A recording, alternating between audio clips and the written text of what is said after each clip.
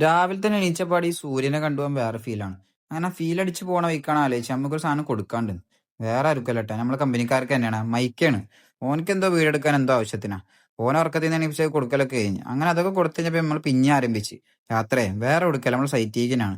സൈറ്റേക്ക് പോകുമ്പോഴുള്ള കാഴ്ചകൾ കാണണം. ലാസ്റ്റ് നമ്മളങ്ങനെ സൈറ്റിൽ എത്തി. കറക്റ്റ് ലൊക്കേഷൻ ഒന്നും അറിയില്ല, മാപ്പ് ഇട്ട് പോവാം. പോയ പാടിനെ കിട്ടിയ പണി ഈ പ്ലേറ്റ് ഉടക്കലാ. പ്ലേറ്റ് ഉടച്ചുടച്ച് ഞാൻ മതിയായി. മതിയായപ്പോൾ ആലോചിച്ച് മതിയായി നിർത്തണ്ടേ.